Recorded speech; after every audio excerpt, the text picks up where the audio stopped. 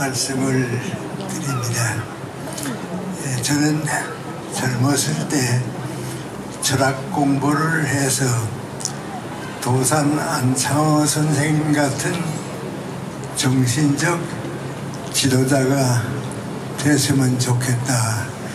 그 이제 평생의 꿈이었습니다. 근데 일제시대 말기를 차지하면서 모든 희망이 다 사라졌습니다.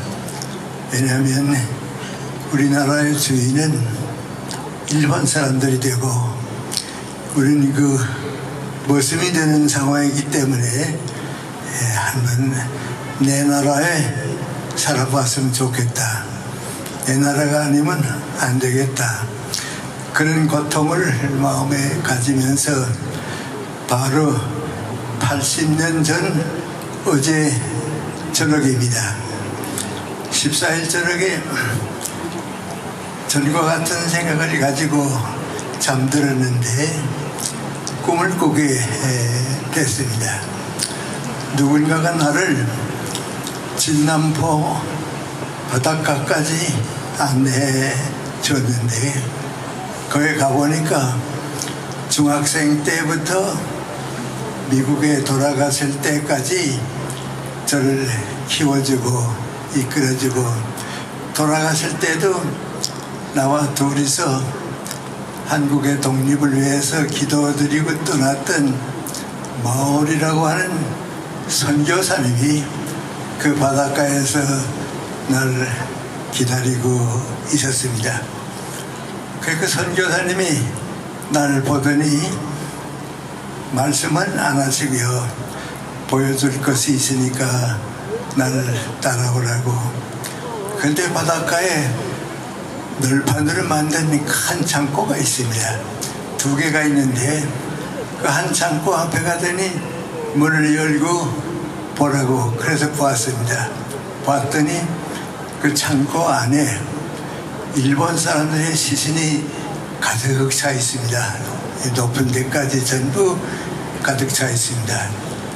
너무 놀라서 문을 닫았는데 마오리 선생이 저 옆에 창고에 가보자고 같이 생ken사가에 가서 또 문을 열었더니 거기도 마찬가지입니다.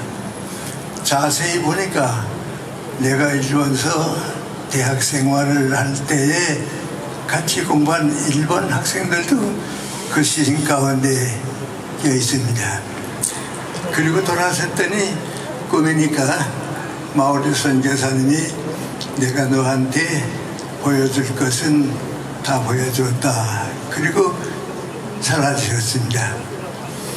내가 꿈에서 깨서 가만 생각해 보니까 우리나라를 나보다도 더 사랑해 주신 분인데 이제는 일본은 끝났다. 일본은 망했다. 그걸 알려주시기 위해서 오셨구나. 그리고는 다시 잠이 들었습니다. 그리고 바로 오늘 새벽에 일어난 새벽에 다시 또 꿈을 꿨습니다. 그 꿈 속에는 한없이 넓은 들판이 있는데 밭이 아닙니다. 누군가 그걸 갈아서 밭을 만들어줘야 하는데 없습니다. 근데 내가 그 한쪽에서부터 소에게 연장을 맡기고 그 밭을 가느라고 마음을 썼습니다. 근데 해가 지려고 그럽니다. 나 혼자 밭은 넓고 해는 지려고 하고 이거 나 혼자 어떻게 감당하겠냐고 태양을 보려고 이렇게 쓱 보니까 이상하게 쟁반과 같이 큰 태양인데 그 태양이 서쪽으로 지지를 않고 동쪽 산으로 가더니 지는 겁니다. 그 꿈에서 깨어나면서 무슨 뜻이지? 왜 그런지 그랬습니다. 아침에 우리 아버지한테 그 꿈 얘기를 했습니다. 그랬더니 우리 아버지께서 하신 말씀이 내가 내 나이 때 꿈을 꿨는데 태양이 야구공같이 작은 태양이 동쪽 산에서 자꾸 떠오르는데 수없이 떠오르더니 우리 땅으로 오더니 쭉 깔리더라.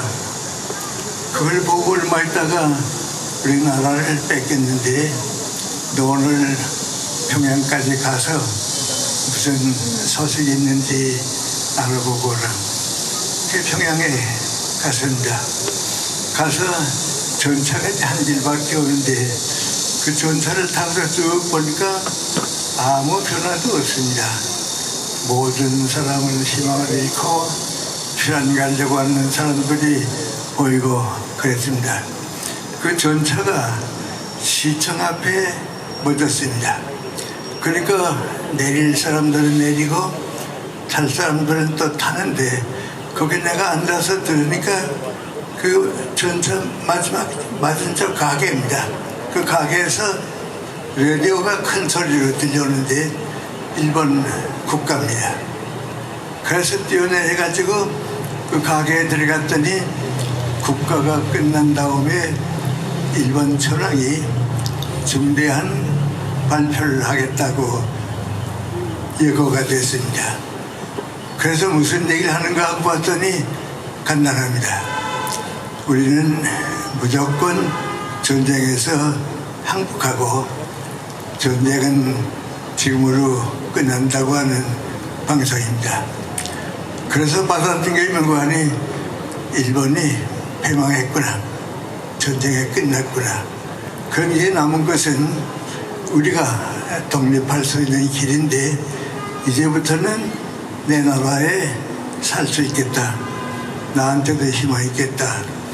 그리고 집에 돌아왔더니 많은 사람들이 하는 얘기가 다 비슷합니다. 나이 많은 사람들은 이제는 독립을 하게 되니까 이제 죽어도 한이 없다고, 이제 죽어도 나는 한이 없다고 다 제일 많은 얘기입니다. 그리고 또 사람들이 뭔가 하니 우리 아버지가 한 달만 더 살아서 이 소식을 들었으면 얼마나 행복했을까. 이 소식을 못 듣고 가셨구나 말이야.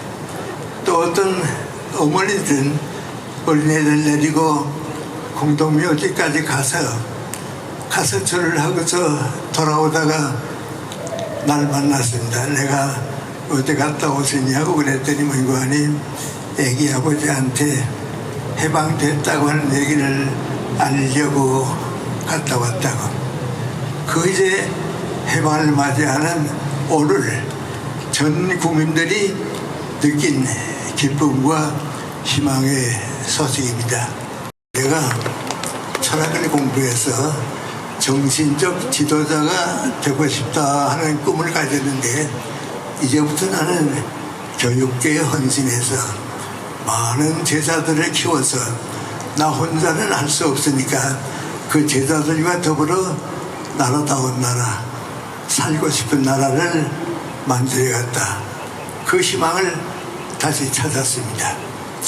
근데 북한은 아시는 대로 그 초등학교 선배하고 얘기를 해보니까 철저한 공산당원입니다. 사상은 없는데 공산당 행동주의자입니다. 그래서 그를 만나고서 아닌데 이렇게 되면 안 되겠는데 그런 생각을 하는데 그 김성주가 10월에 평양 공설운동장에서 나타나게 되는데 소련 군정이 오늘 온 동포가 기다리는 김일성 장군이 여러분 앞에 나타날 것이라고. 우리는 그때 생각하기를 서자필 선생도 서울로 가고 이승만 박사도 서울로 가고 김구 선생도 서울로 갈 사람인데 평양으로 올 사람은 김일성 장군밖에 없습니다. 그러니까 평양 시민들이 공설운동장에 많이 모이는데 내가 조반을 먹이면서 걱정했던 김성주가 그날부터 김일성으로 나타나고 그때부터 실질적으로 북한의 정권은 공산정권으로 시작이 됐습니다. 그래도 내 고향이고 내 나라가 그러니까 여기서 내가 무엇을 할까 하다가 자그마한 중학교를 하나 만들고 우리 지역의 젊은이들은 중고등학교를 졸업하지 못한 젊은이는 없다 하는 봉사를 해야겠다고 시작하고 많이 노력해 봤는데 북한에서는 종교 크리스찬들은 살 수가 없습니다. 대학을 나온 지성인들이 김일성 장군을 사냥하지 않고는 역적으로 몰리거나 불선군자를 몰리기 때문에 살 수가 없습니다. 그래서 전 조금 늦들어기 됐으니까요. 신변의 위험도 느끼고 그래서 이제 38선을 넘어서 서울로 왔습니다. 서울에 와서 제일 처음 제가 사회생활을 시작한 것은 중앙학교 교사가 돼서 내 제자들을 다 나보다 훌륭하게 키워가지고 살고 싶은 대한민국을 만들자고 하는 꿈을 가지고 한 9년 동안 정말 정성껏 노력했습니다. 생각할 때 내가 중고등학교 교사로서도 행복했지만은 가능하면 대학 교수가 돼서 내 학문도 살리고 더 많은 사람에게 봉사하고 싶은데 할 수 있을까 그런 생각을 했습니다. 그런데 연세대학교를 가게 돼서 그때부터 한 30년 동안은 정말 행복하게 많은 일을 했습니다. 정년퇴직을 할 때쯤에는 우리나라도 많이 성장했습니다. 모든 나라가 성장하는 것은요, 후진 국가 때에는 독재 정권 때문에 올라가지 못합니다. 군사 정권 때문에 올라가지 못합니다. 그걸 우리가 권력 국가라고 그러는데, 그런데 우리나라는 이승만 박사가 마지막에 독재 정신을 해서 막아줬는데 그때 자유민주주의의 길이 열렸습니다. 박정희 대통령은 교육을 받은 인구가 아시아에서는 일본 다음에 많기 때문에 그 교육받은 인구와 박정희 대통령이 힘을 합해가지고서 경제를 부흥시켰습니다.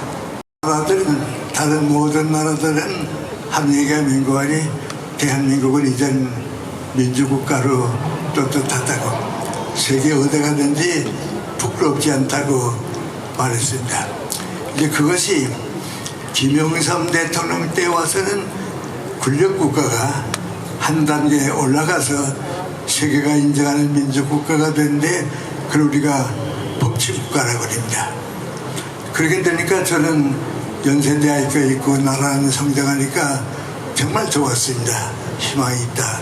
그런데 또 한 단계 높은 데로 올라가야 합니다. 그래야 이제 선진국가도 되고 좋은 나라로 가게 되는데 그 나라를 사람들은 질서국가라고 합니다. 정치를 떠나서 국민들 자신이 좋은 나라를 만드는 겁니다. 예를 들어 말하면 스위스 같은 나라입니다. 62년에 제가 스위스에 갔는데요. 누가 나보고 그래요. 우리 지역에 교도소가 하나밖에 없다고. 그런데 교도소에 주인이 하나도 없을 때는 흰깃발을 띄운다고. 1년에 2달, 석 달은 죄수가 하나도 없기 때문에 흰깃발이 올라간다고 그 정도였습니다.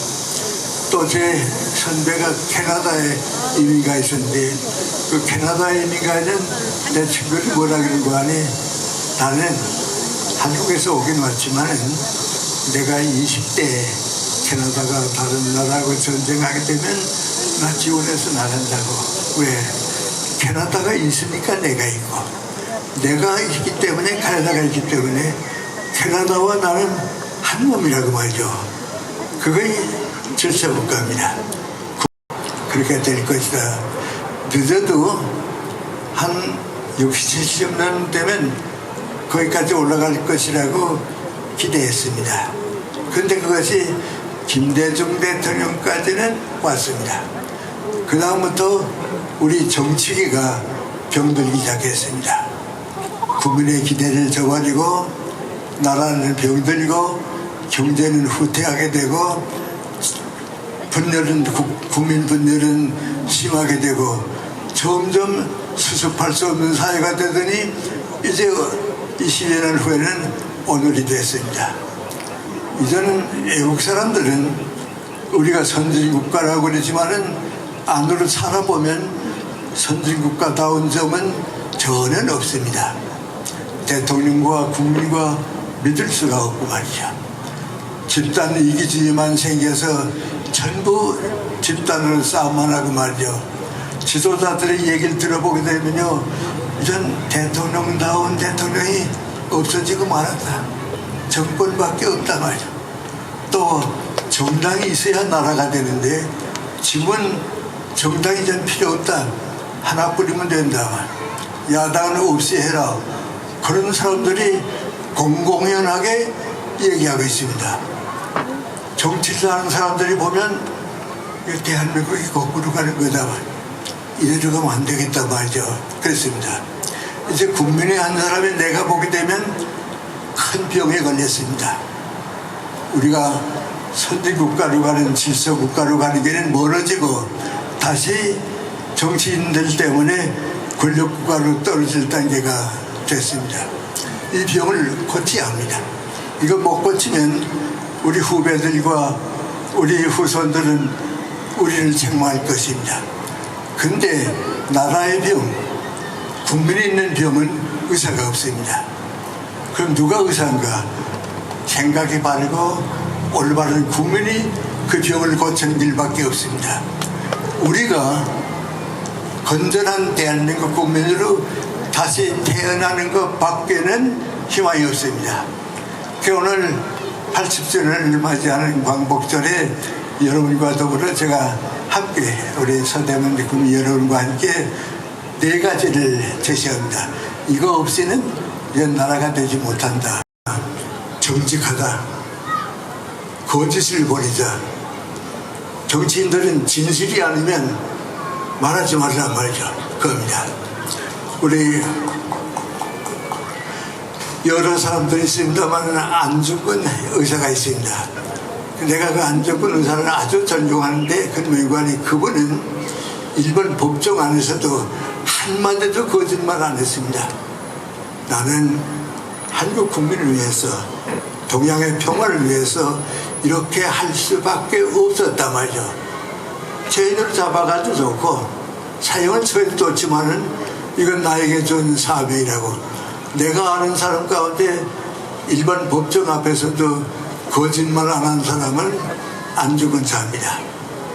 그 다음에 제가 17살 때 나한테 강연을 해주신 도산 안창호 선생님이 나라를 걱정하다 일제시대에 가르쳐준 제일 큰 의무관이 우리 국민들은 죽더라도 거짓말 하지 말자. 이 거짓말이 만연하게 되면 서로 믿지 못합니다. 정직하게 사는 거 그겁니다. 근데 우리 이따만큼 보게 되면 나도 모르게 큰 실수합니다. 아주 가까운 예를 들어 말하면 어린애가 초등학교 어린애가 어머니 보고서 엄마 오늘 선생님이 이렇게 얘기했는데 나 어떡할까? 아 그렇게 얘기하면 이렇게 대답하지? 거짓말입니다. 그 지금 우리 정부가 전부 그랬습니다. 저 사람의 얘기를 내가 믿을 수 있는가 말이죠. 정직해야 합니다. 정직 없이는 땅이 흔들리니까요. 그 집에 살 수가 없습니다. 두 번째는 우리가 하려는 맹구안이 민주주의에는 특별한 한 가지가 있습니다. 그 맹구안이 정치 문제가 생겼을 때 폭력은 제약이다. 폭력이 심해지면 전쟁이 되는데 남을 욕하거나 또 무슨 정량사에 싸움을 하거나 갑질일제가 있어서 상하관이가 싸우든가 폭력은 제약이다. 그러니까 언론이 폭력을 안 해야 합니다. 지금 세계에서 제일 욕 많이 하는 나라는 북한입니다. 그런데 우리가 가만 보면 일부러 우리가 정치인들이 닮아갑니다. 북한에서 하는 얘기보다 별로 차이가 없다고 걱정하게 되는데 우리가 그걸 별로 안 됩니다. 그럼 민주주의라고 하는 게 뭔가? 우리 대통령이 실험 지도자들이 모여서 우리 생각은 이렇고 너희 생각은 이런데 국가와 민족을 위해서 어떻게 하는 것이 더 좋겠느냐. 대화를 통해서 객관적 가치를 통하고 그런 협조해 가는 겁니다. 근데 지금 우리 보는 지도자들이 싸움부터 시작합니다. 내가 요새 우리 민주당의 대표되는 사람이 가만히 얘기하는 거 보면 저 사람의 얘기를 30년이나 50년 후에 국민들이 듣게 되면 저런 사람도 있나 말이야. 민주주의를 하기 때문에 저렇게 마음대로 욕하는 사람이 있냐고 놀랄 정도입니다. 그 두 번째 문구안이 우리는 폭력이 아니고 대화와 협력으로 가는 거에 민주주의입니다. 그 다음에 셋째로 우리에게 중요한 것인데 그 문구안이 양심의 자유입니다. 내가 여당도 좋고 야당도 좋고 직업이 다 다르더라도 항상 내 양심에 묻게 하는 문구안이 나는 공무원으로서, 나는 교육자로서, 나는 버스 운전기사로서, 나는 구청 직원으로서 어떻게 하는 것이 민족과 국가와 국민을 위한 봉사가 되는가. 양심의 선택입니다. 이거 없으면 윤리가 깨집니다. 그걸 반대하는 나라는 북한입니다. 그걸 역행하는 나라가 러시아입니다. 그걸 안 하려고 하는 나라가 중국입니다. 그러니까 그 사람들은 이제 자꾸 후진 국가로 있다가 달라지게 되는 것입니다. 저는 우리나라 말로 말하면 해나마 동양의 전통은 인도주의겠죠. 열린 마음을 가지고 다 함께 평화롭게 사는 인도주의. 또 서양 사람들이 이걸 휴머니즘이라고 그럽니다. 인간이 인간답게 사는 길이라고 하는데 저는 요새 여러 가지를 느끼다가 인간의 정신입니다. 사람은 사람이기 때문에 서로 사랑하고 위해주는 겁니다. 그것이 이루어지게 되면 그때는 우리가 질서 세계에 올라가고 전 세계가 부러워하는 정말 빛을 찾은 광복의 뜻을 다른 나라에게도 줄 것입니다. 과거에는 우리가 얻어가지고 살다가 함께 살다가 그때가 되게 되면 우리가 주면서 살게 됩니다. 그 나라가 될 때까지 우리 80주년에 마음을 함께해서 서대문에 사는 우리가 그 모범을 좀 보여줬으면 좋겠어요. 서대문 사람들은 우리보다 앞서 있다고 정직하고 어느 나 모든 것이 존중을 여길 줄 알고 상대방을 그리고 언제나 양심대로 산다고 누구보다 양심대로 살고 그래서 우리 서대문 구민이 먼저 모범이 돼서 우리 민족 전체에게 희망을 주는 좋은 출발을 하는 시간을 여러분과 함께 가지고 싶고요. 또 여러분 다 같이 같은 길을 떠나주시기 바라면서 제 말씀을 드리겠습니다.